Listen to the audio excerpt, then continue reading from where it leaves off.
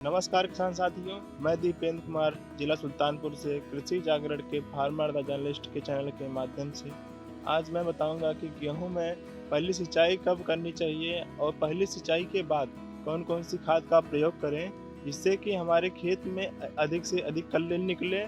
और कल्ले जब ज़्यादा रहेंगे तो हमारे खेत में ज़्यादा से ज़्यादा उत्पादन भी होगा।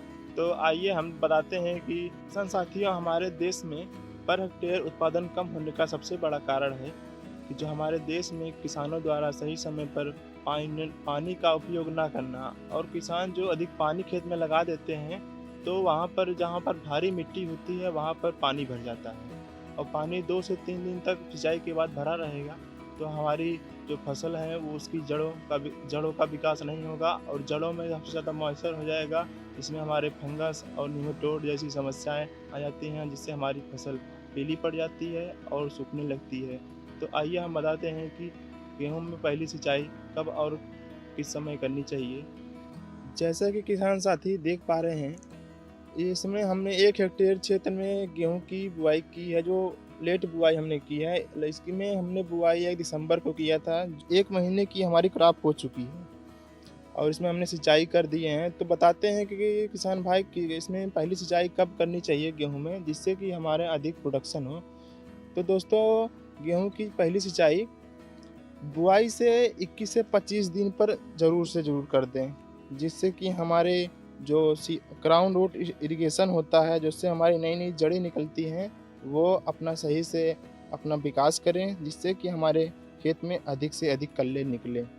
तो दोस्तों, आप देख सकते हैं कि पहली सिंचाई करने के बाद हमारे जो गेहूं की फसल है उसमें जो पेड़ है उसमें नई नई जड़ों का विकास होने लगता है और ये जड़ें हमारे नीचे की तरफ बढ़ने लगती हैं। जब नीचे बढ़ेंगी तो हमारे जो खेत की उर्वरा है शक्ति है, इसमें जो हमने फर्टिलाइजर की बुआई के समय दिया था उसका उपयोग करेंगे और जिससे कि हम बहुत से कल्ले निकलेंगे। इसमें ये देख सकते हैं कि पहली सिंचाई करने के बाद इसमें कल्ले निकलना शुरू हो गए हैं और जब कल्ले निकलेंगे तो हमारे सबसे ज़्यादा प्रोडक्शन होगी। और इसमें जो नई नई जड़ें हैं वो हमारे ज़मीन से फर्टिलाइज़र का उपयोग करेंगे सही। और जो ये नई जड़ें हैं वो नीचे ज़मीन के ज़मीन के अंदर जाएंगी और फर्टिलाइज़र का सही उपयोग करेंगी। और ये उन खेतों के अंदर होता है जिन खेतों में बुआई के समय अच्छे से मॉइस्चर को मेंटेन किया जाए। तो दोस्तों, बुआई के समय जो मिट्टी जितनी ज़्यादा भुरभुरी बनाई जाएगी उतना ही अच्छा मॉइस्चर हमारे खेत में मेंटेन रहेगा और उतनी ही अच्छी जड़ें ज़मीनों के अंदर जाएंगी। हम बात करते हैं सिंचाई की दूसरी अवस्था। दोस्तों, कुछ ऐसे खेत होते हैं जहां पर हम लगातार गेहूं की बुआई करते रहते हैं और उन खेतों के अंदर गेहूं की बुआई होती रहती है लगातार। तो उन खेतों में एक बीमारी आ जाती है जिसे हम मोलिया डिजीज़ कहते हैं। मोलिया डिजीज़ में क्या होता है कि हमारे जो फसल की जड़ें हैं वो विकास नहीं कर पाती हैं और वहाँ पर अधिक पानी भरा रहता है तो हमारी जो मिट्टी होती है वो बैठ जाती है, उनकी जड़ों का विकास सही से नहीं हो पाता है और फसल हमारा शुरुआती स्टेज में बढ़ेगा तो, लेकिन इसके बाद 1-2 हफ्ते बाद हमारे खेत में जो फसल है वो पीली पड़ जाती है और उसकी जो पत्तियां हैं वो बहुत ब्राउन पड़ जाती हैं। ऐसा हमारे कुछ खेत में के क्षेत्र में ऐसा हुआ था जहाँ पर हमारे खेत की जो है पीली पड़ गई थी और उनकी पत्तियां ब्राउन कलर की हो गई थी। तो उसमें हमने कौन सी खाद का प्रयोग किया था उसको हम बताएंगे। तो ऐसी अवस्था में किसान साथियों, हम अपने खेत में गेहूं के खेत में जिंक का और यूरिया का और कॉन्फिडोर एक आती है दवा जिसको हम इमिडाक्लोरोपीड जैसे नाम से जानते हैं, इन सबको मिलाकर अपने खेत में हम छिड़काव कर देंगे, जिससे हमारे जो खेत में मोलिया डिजीज़ है उससे हमारा ख़त्म हो जाएगा और हमारा जो गेहूं है वो अच्छे से उसकी ग्रोथ होगी और उसके जड़ों का नया जड़ निकलेंगे और जड़ें अच्छी तरह से अपना काम करेंगी तो हमारा कल्ले ज़्यादा निकलेंगे, जिससे हमारा अधिक उत्पादन होगा। तो दोस्तों, ये उस क्षेत्र के लिए था कि जहाँ पर हमारे डिजीज़ लगे हैं और जहाँ पर हमारे सामान्यतः गेहूँ की सिंचाई करने के बाद हम कौन कौन से फर्टिलाइज़र का प्रयोग करें। तो जिन किसान साथी के क्षेत्र में मिट्टी अच्छी है और दोमट मृदाएं हैं, उन खेतों में हम यूरिया जिंक 33% वाला, जिससे कि हमारे खेत में अच्छे से उसको जिंक मिल पाए और जिंक की मात्रा ज़्यादा रहेगी तो हमारा जो फसल है अच्छे से ग्रोथ करेगा।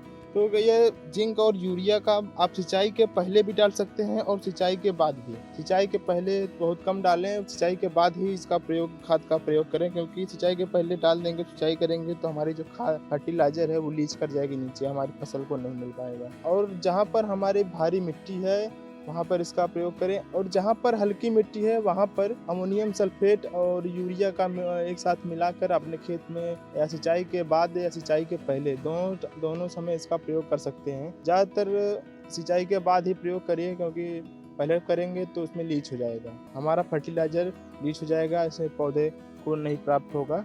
तो किसान साथियों, जहाँ पर डिजीज़ लगी है हमारे खेत में, मोलिया डिजीज़, वहाँ पर कॉन्फिडोर का प्रयोग करेंगे अपने फर्टिलाइज़र के साथ। और जहाँ पर हमारे नॉर्मल है, वहाँ पर नॉर्मल क्षेत्र है, वहाँ पर हम यूरिया जिंक का प्रयोग करेंगे। और बुआई के समय आप DAP का प्रयोग जरूर करें, जिससे कि हमारे खेत में फास्फोरस की कमी ना रहे। और सामान्य क्षेत्र में हम पहली सिंचाई के बाद यूरिया और जिंक का प्रयोग करें, जिससे कि, और दूसरी सिंचाई पर यूरिया का प्रयोग जरूर करें। तो दोस्तों, पहली सिंचाई के बाद फर्टिलाइज़र का सही समय से उपयोग करें, जिससे कि हमारी फसल को उर्वरा शक्ति मिले और हमारी फसल अच्छे से ग्रोथ करें। और यदि आपके खेत में खरपतवार निकल गए हैं तो खरपतवार का कंट्रोल करने के बाद ही अपने खेत में फर्टिलाइज़र का प्रयोग करें, क्योंकि खरपतवार जो है हमारी फसल से कंपटीशन करके हमारी फसल को दबा देता है, जिससे कि हमारी फसल कमज़ोर पड़ जाती है और खरपतवार का प्रकोप ज़्यादा हो जाता है। तो दोस्तों, ये जानकारी आपको कैसे लगी कमेंट करके ज़रूर बताएं, और ऐसी जानकारी के लिए हमारे फार्मर द जर्नलिस्ट चैनल को सब्सक्राइब करें और अपने दोस्तों के साथ शेयर करें। धन्यवाद। जय जवान जय किसान।